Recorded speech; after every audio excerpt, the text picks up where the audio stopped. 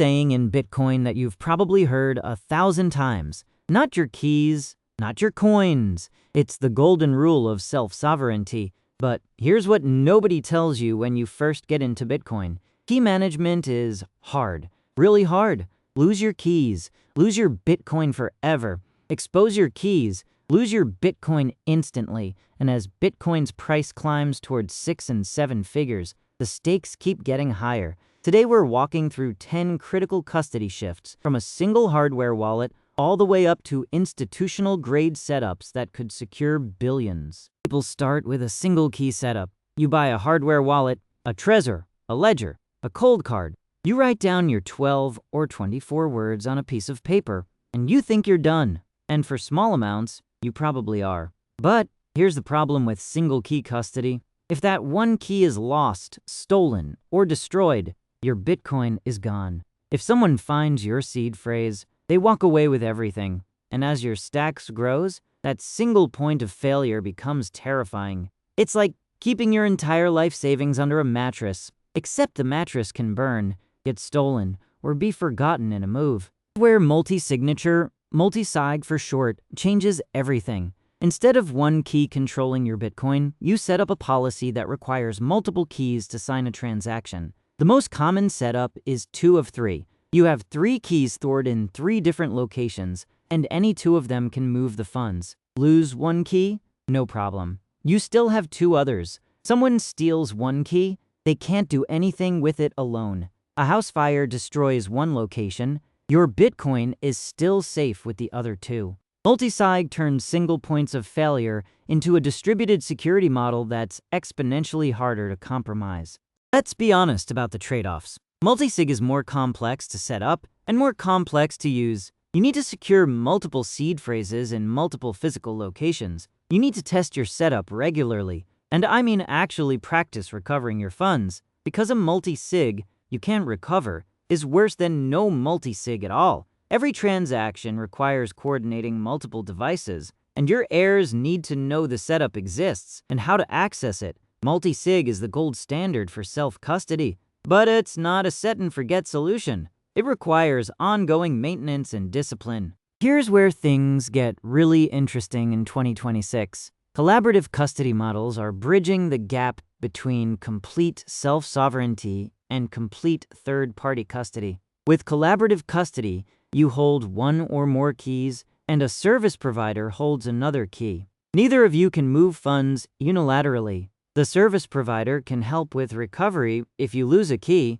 but they can't steal your funds because they don't have enough keys. Companies like Unchained, Casa, and Nunchuck have built entire businesses around this model, and it's becoming the default recommendation for anyone holding more than about $20,000 in Bitcoin.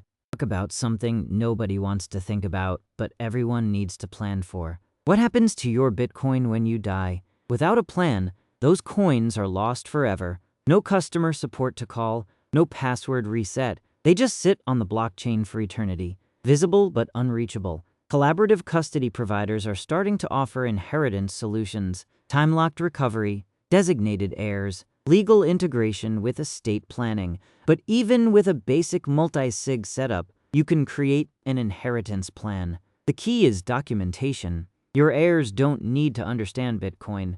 They need to know where the keys are and who to call when the time comes. Institutional level, custody looks completely different. We're talking about qualified custodians regulated by state and federal authorities. Fidelity Digital Assets, Coinbase Custody, Anchorage, BitGo. These aren't just wallets. They're entire security infrastructures with armed guards, biometric access controls, hardware security modules stored in nuclear blast-resistant vaults, and insurance policies that cover catastrophic loss. Institutions use multi-party computation, or MPC, instead of traditional multi-sig, allowing transaction signing without any single party ever holding a complete private key. This is the kind of setup you need when you're holding 50,000 Bitcoin for a pension fund.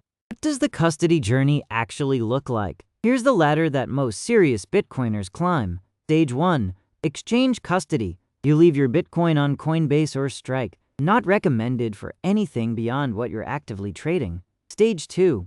Single signature hardware wallet, good for amounts up to about $10,000 to $20,000. Stage 3. Multi-sig self-custody. This is the sweet spot for most holders. 2 of 3 keys, geographically distributed. Stage 4. Collaborative custody.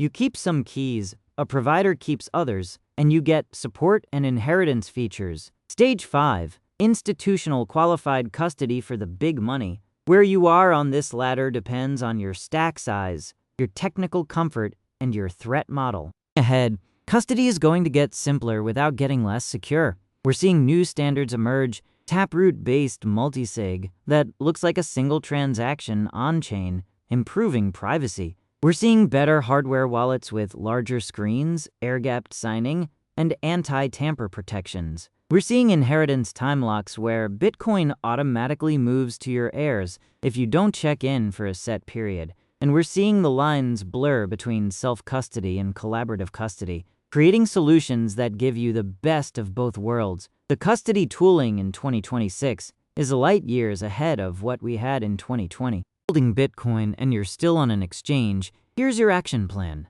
Step 1. Get a hardware wallet. Cold card for the advanced users, Trezor or Ledger, if you want something more accessible. Step 2. Learn how multisig works. Set up a test wallet with a tiny amount and practice recovering it. Step 3. Think about your threat model. Who might want your Bitcoin, and what would they do to get it? Step 4. Document your setup for your heirs. Write it down, store it securely, and tell someone you trust where to find it. The goal isn't perfect security. That doesn't exist. The goal is to be a harder target than you were yesterday.